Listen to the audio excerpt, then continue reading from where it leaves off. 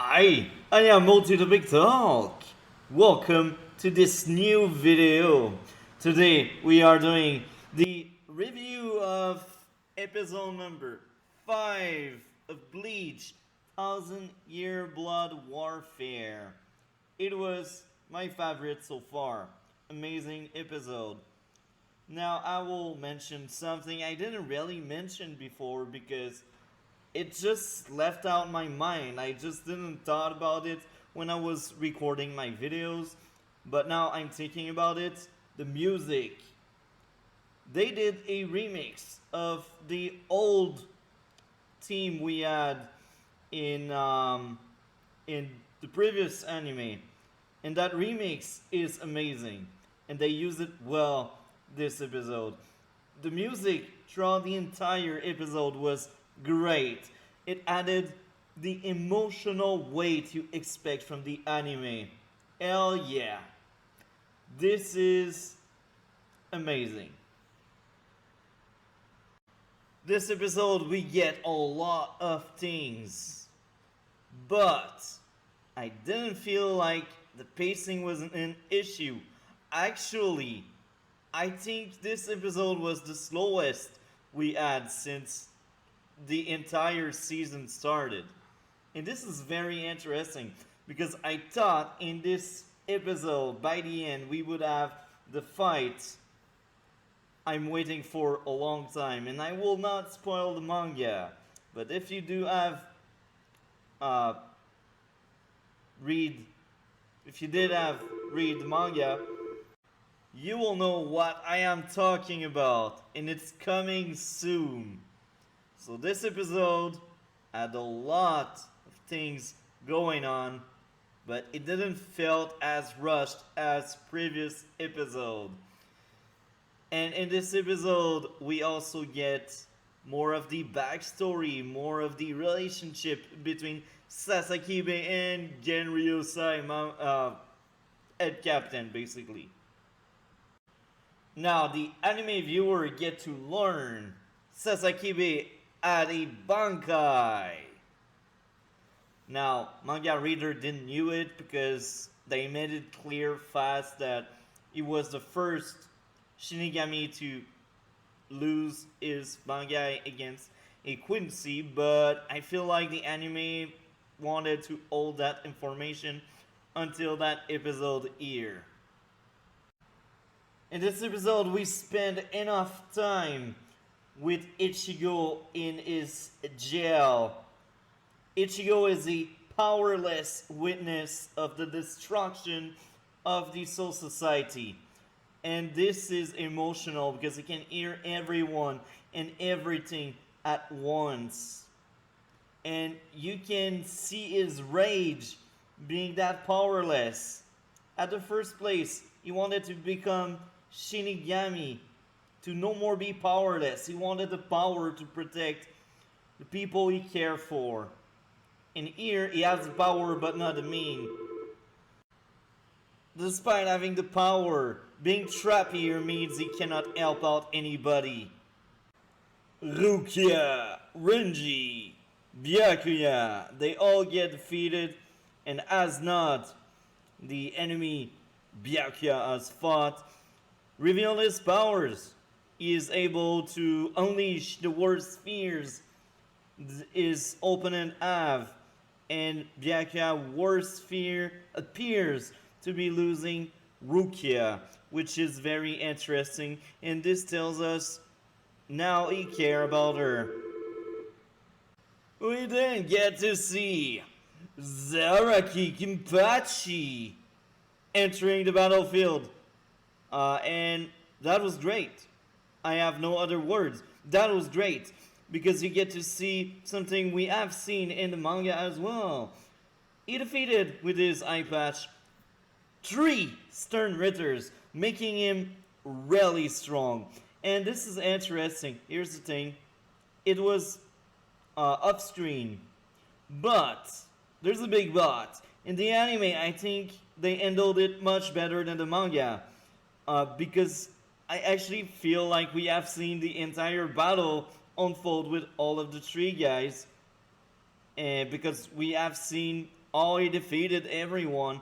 And in the manga, I just recall him saying, yeah, that guy power was that, and the other guy power was this, and the other guy power was that. So I feel like the manga had a lot of exposition because they wanted to go further with the story, and here they took the time to showcase each battle. And that was also funny, and I think that moment was very interesting because this is the only moment where you can laugh at people dying just because the people that tell the story is funny and crazy. So this scene was great. And I may irritate people. I may make some of you angry. I think this thing was better than the manga. But this is just my opinion. You can have yours. I can have mine. This is why we are different people, and this is why I do this review. We don't really get to see Zaraki going into a fight versus Drawbacks. However, we do hear Jugram saying, that guy is a monster! And he's damn right. I mean, he's damn right. Right? In the meantime, we see Ichigo trying to breaking out of the jail he is stuck in. He's doing everything he can. He's still stuck there. And he is pissed for good reason. Now, I almost forgot to mention something kind of important. The office of Intel, I think it's like Division 12 quarter, I guess, got attacked by Jidambo, and apparently someone is controlling Jidambo to turn against the Shinigami, which is very interesting, and they are crippled. The 12th Division needed to escape that area because of Jidambo, and that was interesting. This is also funny now, it's out of order, but at the start of the episode, they were like, yeah, Ichigo is coming and people have hope. But then they realize, yeah, something happened to Ichigo and he cannot come, so they like lose hope instantly. And yeah, this is a really good episode, I will say this. Shuei fight Overkill, a guy that apparently grows stronger the more he kills people, which is kinda dark, but hey, this is Bleach.